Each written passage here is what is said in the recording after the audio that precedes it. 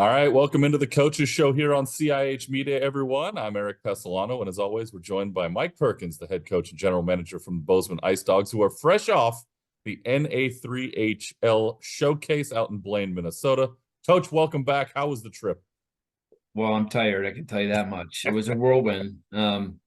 6 days for everybody of traveling and games and getting there and making sure everybody got fed and making sure everybody got enough sleep and get to the games on time. And although I will say we didn't in a couple of years past, we had some weather to deal with, especially last year was super cold and it snowed quite a bit, and we had some difficulties getting to Minneapolis, going across North Dakota.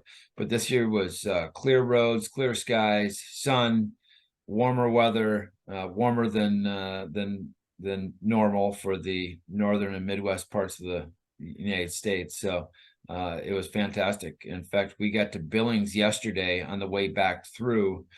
Coach Burton and I took the bus back, and Dawn was along with us for the ride back. She flew out, but she rode the bus back with us. We stopped in Billings. It was 55, 57, somewhere in there in Billings, which is very unusual. And in the dry parts of the country, in the upper plateau and high desert types of places across the country, which Billings is, plateau type. That was beautiful weather, and when we jumped off the bus, I was like, "Holy cow, this was fantastic!" So a great trip, and everybody's back home for the holidays, and everybody's going to get a chance to get a breather, get some rest, get some home cooking. I'm sure some moms are already doing some laundry. and just get some time away from hockey a little bit. We needed it. We were tired, and we could talk a little bit more about that. But we had asked the players prior to the games so we kind of broke it up into the two games. So Sunday, Monday happened real fast because Sunday night was 8:30 or 8:45 game, whatever it was, and then Monday was 12:30. So those two games happened really fast. So we asked them for about 48 hours, 24 hours of 48 hours of concentration and focus. And they got through it and found a way to get through it. And then they had a little bit of time, and guys had some chance to see some family, and they even they had a Texas Hold'em game going on in the lobby of the Holiday Inn we stayed at in the Golden Valley. So that was going on Monday night, and then we asked them for another 4 or 5 hours of concentration on Tuesday, and we got that from them. And then we jumped on the bus. In fact, a lot of the players' parents were there, so they went with them. So we took probably 7 or 8 players to the airport, and Coach Butner got him dropped off so he could get back to California. Is back in La Habra with his family, and good for him to get some time back with them. He's away from his family during the season, which is a difficult thing to do, and I want to make mention of that and his efforts and dedication and sacrifice for our team. Can't say enough what he does for us as an organization, and good to see him be able to get back to his family. And then, like I said, finally, Coach Burton, myself, and Don made it back to Bozeman and got the bus unloaded, and there was a few bags that we unpacked for the guys and got them put in the locker room, and got the bus cleaned up a little bit. The bus was not great, obviously, with a trip that long. So we got that cleaned up as best we could, and we all went back to our families. So that's where we are today. And I got a text from Chris Korshunkula yesterday. I responded to him here. It was a picture of 2 double doubles and fries animal style. So I asked him to send me a picture because I'm not going to get close to that this over a break here. But I sure am thinking. I sure am thinking about it. It's probably not the best time to let you know that that's what I had for dinner last night too. But And Well, maybe I'll go invite Coach Butner. We can go have a run. He's right down the street from me, apparently. yep, he is. And then so funny enough, on that end of it is that they just put it in and out in Boise. We have 3 players from Boise, so they're gonna enjoy a little in and out. But if I really wanted to, I could make the 6-hour trek to Ogden, Utah, to get in and out if I really, really wanted it. But I don't know. You never know. We could just take a day and do that. You know, some people do it. I love it that much. It's a good product. They don't Yeah, sponsor this show. Maybe they will one day, but it's yeah. they deserve all the accolades they get. But you know, you mentioned the trip and everything surrounding the games. Everybody gets focused on the games and the results, but you know, I think what gets lost in the shuffle a lot is all those logistics that you talk about, you know, getting out there or maybe making some stops on the way. What kind of team bonding elements were you able to add in throughout this whole trip? So probably, the first and foremost and biggest part is we needed to practice on the way there. So we stopped in Bismarck, North Dakota, and practiced at Starion Ice Center or Sports Complex. And that's where the University of Mary plays. We have 2 players that have played for the Bozeman Icedogs, 2 Southern California boys that are at the University of Mary playing there. Cam Molesky, who a goaltender who's a freshman this year, and Liam Massey, who's a sophomore. Both players are having great seasons. We didn't get a chance to see Liam, but Cam came out, practiced with us, was on the ice with us. It was great to see him and to reminisce and talk Icedogs and see how he was doing with his team and his season as a freshman. He's a very qualified goaltender. He's had 2 starts this year. He's won both games. So very exciting for him to kind of get in the mix there. And, he's got to earn his keep a little bit as a freshman, but he's gonna, I'm sure he's gonna keep getting more and more and more time. He's such a good goaltender. It's only a matter of time before he's the guy. Yeah, always great to see the alumni right out there and coming back and getting together So with the program and all those good things. So we had a good practice there. And then I want to make mention Dan Huntley, who's the head coach at the University of Mary. He was when I was a freshman at St. Scholastica 100 years ago. He was our graduate assistant coach. So I have that connection to the University of Mary program there. And so we want to thank Coach Huntley for allowing us to get out there and practice on their ice. And we got a tour of their locker room. And then he spoke to our players. So that was kind of a nice way to kick it off. And then we checked into a hotel right there in Bismarck and got all cleaned up and had some food. And then we went over to watch the Bismarck Bobcats play the St. Cloud Norsemen of the North American Hockey League. So a step up above us, got a chance to watch them. The guys had a great time. In fact, they got involved in some of the game day festivities there with the Bobcats, and of course it was fun to see that. The owner of Bismarck is a guy by the name of Tom Briggle. Tom's son Tyler is a former player of mine, played for me and Brian Meisner when I was in Wichita Falls. So the hockey world's a pretty small place. It was good to see, and it was a good chance to get to see Tom and their operations there, and to see if there are some things that we should be doing back here in Bozeman. They do a fantastic job over there in Bismarck, and they've been around a long time.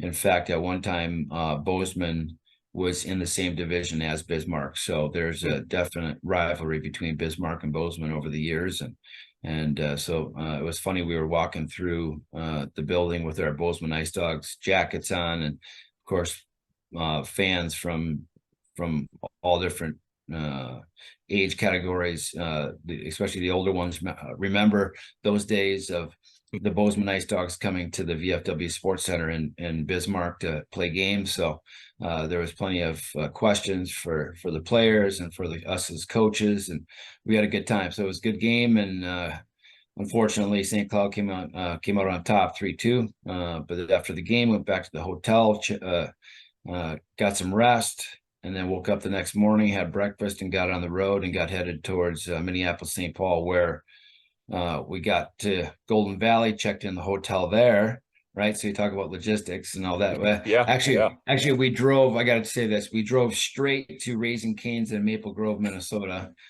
ate at Raising Cane's, and then got to the hotel, and then went over to Braemar Arena in Edina, Minnesota, and watched Edina and Eden Prairie play. Prior to that, Grand Rapids and Elk River had played. We just got there just at the tail end of that. But got to watch Edina and Eden Prairie play a high school hockey game right there in Minnesota, and the guys had a good chance to see that level of hockey. And the interesting thing is, the University of Minnesota head coach was there. The Minnesota State University head coach was there. Michigan head coach was there. So we Wow. walked in the building, and there's scouts all over the place, and it was pretty neat. And then we got back to the hotel, and we basically had all day on Sunday to kind of get prepared and rest, and we took advantage of that, really, of getting all of our rest there on that Sunday, and played 8:30 against the Minnesota Loons on Sunday night. Man, that's one heck of an adventure, all before you even touch the ice. Yeah, I mean, exactly. and this episode may or may not be brought to you by all the fast food joints all across the land here sometime in the near Yes. future. Let's talk about on the ice action. You guys started off against the Minnesota Loons, like you had mentioned. Big victory there. Obviously, all that rest paid off. How did you like the way the guys came out in that opening game?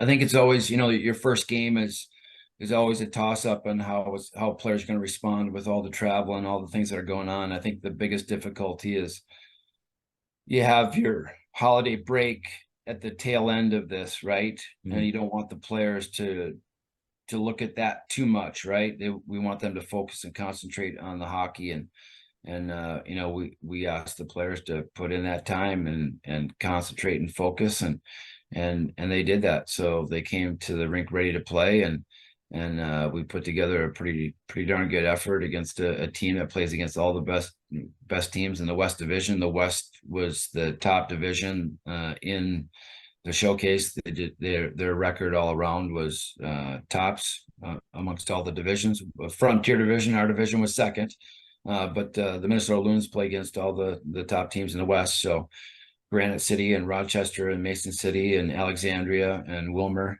So all those teams are very well qualified, and they play against them on a night in, night out basis. So we put together a very good effort against the Loons, and came out on top 5-2.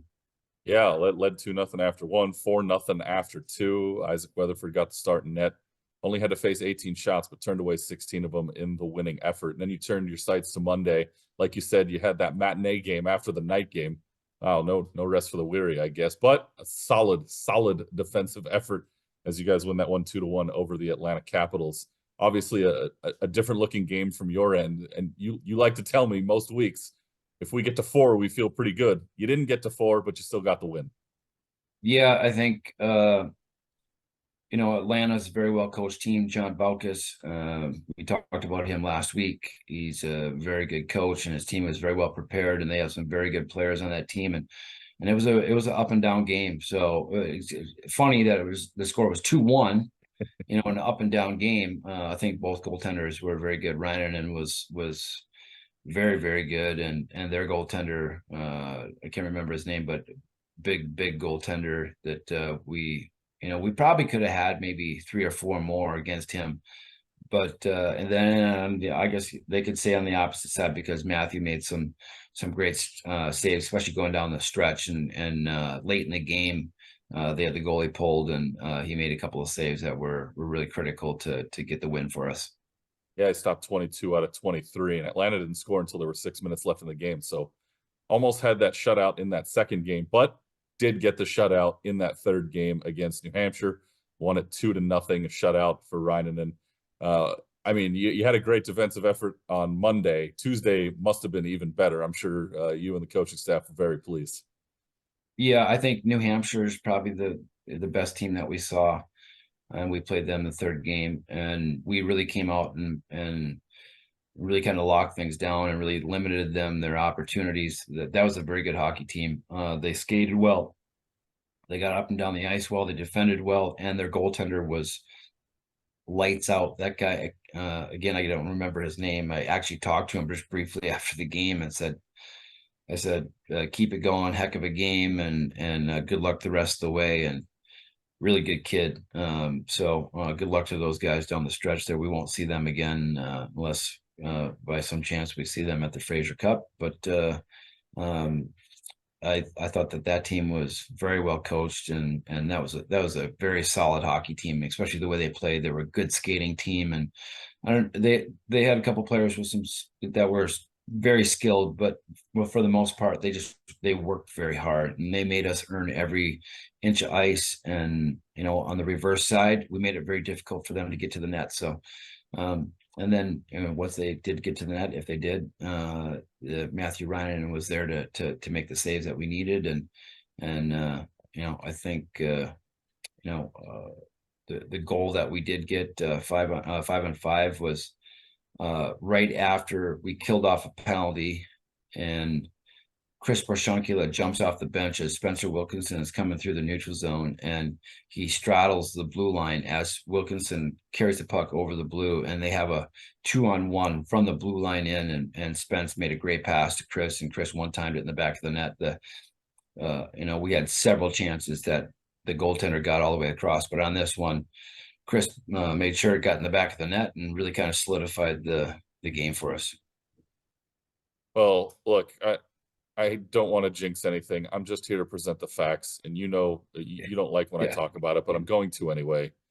After that win, last year you guys got it done with the offense out in the showcase. This year mostly with the defense, but you got it done. You won all 6 games in the last 2 years in the NA3HL Showcase. So in a year from now, if anything bad were to happen, just lose my number. All right. That's yeah. Well, us as coaches, we don't like to think or talk about that stuff, but we've been fortunate to put together 2 good efforts in a row at the showcase. This year, I thought was very solid. The teams that we played really challenged us, and the good news is it gave our players, from an individual standpoint, every opportunity. And it's one thing that we do talk about with our players is that if you want scouts to recognize you, the best way to do that is have your team win. And to be able to make that happen, you have to play as a team. And I think that's probably one of the biggest difficulties any team has in an event like that is, players come there, they know there's going to be scouts there, they know that there's going to be guys watching them, so they want to try to showcase their talents. But I think at the end of the day, once they realize that it's about the team effort, and if we play as a team, there'll be individual opportunities for everybody. So I think that's the biggest message that was sent across to the players.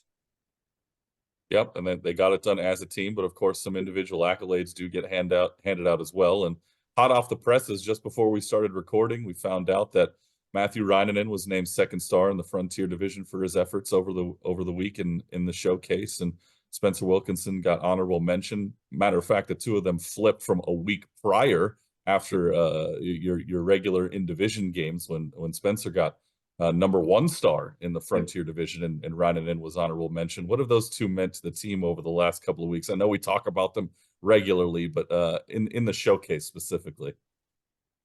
Listen, Spencer had a great showcase. I think a lot of that has to do with his line mates, Mason Zarnecki and Chris Borshonkula. They do a lot of great things together on the ice. The interesting thing is all 3 of them are 18 years old. In fact, Spencer's not even 18 yet, by the way. He's still 17. He's going to turn 18 in a couple of days. But all 3 of those guys are 2005 birth years. So that's from our age category, U20, 05s are 18 years old. So that's a fairly young line to be able to do what they do on a night in, night out basis, no doubt. And then on the other side, Matthew, being a 20-year-old, he needed this event to be able to go out and showcase what he can do. And that's why we traded for him, is because he can do what he did this weekend. Definitely showed out, no doubt about it. All right, next up, you go into the holiday break. You'll come back in January on the 5th, and you'll see Helena for a big 2-game spot, 1 away, 1 home. Do you like having the time off between now and the next game? Because Helena will not. They have to play next weekend. So would you rather have it off, or would you rather be playing games going into that big Well, series at the start of 2024? I know this, we need to rest. There's no doubt about that. Our guys are tired. They put in a lot of effort and a lot of work in the first half. Helena's going to get their break, their time as well. The guys are going to get a chance to go home as well. But regardless of how this goes down, I just know that we needed a refresher, and this 10-day break is going to be super nice for the guys. So I'm excited and happy for them on that. So when we get back and practice, our first full team practice will be on January 2nd. And, the guys are going to have to be ready to go. And, we're just going to jump back on the horse, and everybody took their equipment home with them. They're going to be skating over the break, and they got to work on their stuff and make sure that they're staying in shape. And, obviously they got to get some family time and some home cooking time as well. But they can't forget what they're up to and what's going on in their life. And it's no different. We showed up to the game on on Monday? No, on Tuesday.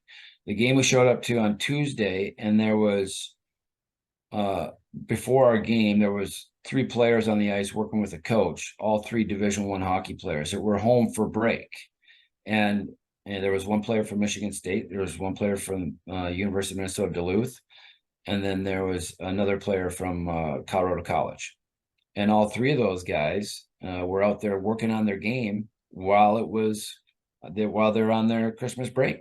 All Twin City kids, right? They're off going to school someplace else. They come back home for a few days to get a little bit of Christmas in. What are they doing? They're working on their game. So that's been our message to our guys, is that they're going to have to take some time to continue to work and stay in shape and do all those things that they're supposed to do. So we have a lot of faith in our guys that we're going to be ready to go on the 5th and 6th to go Friday night to Helena and play them in their building, and then back home on Saturday night here in Bozeman. Got to keep that streak alive. I'm going to say it, another stat that you are going to hate to hear, but you won every game in December.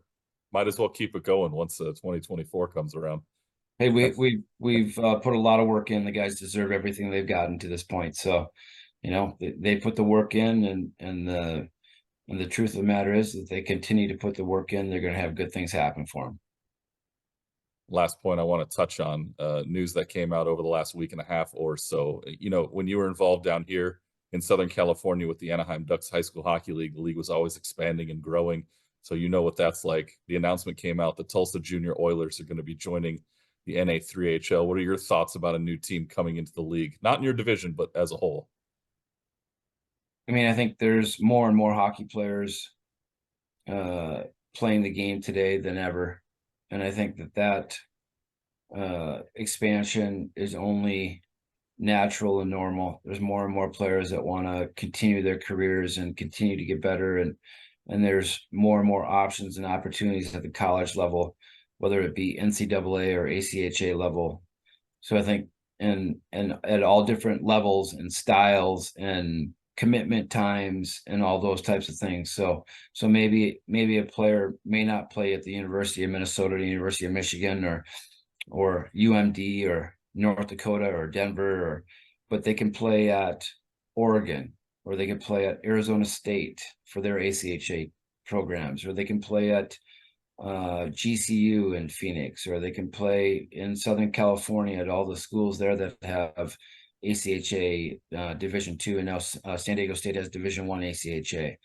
There's lots of options and opportunities at different schools across the country. We had so many coaches at the ACHA level that were scouting and recruiting our players at the showcase, from Michigan, from Indiana, from the East Coast, from the West Coast.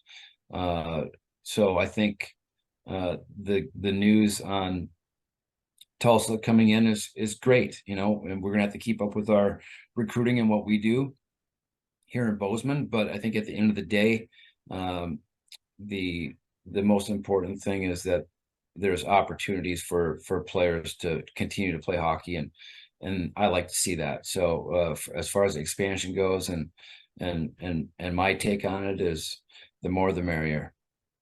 I was just about to say, you know what I like to say. There's only one thing better than hockey, and that's more hockey.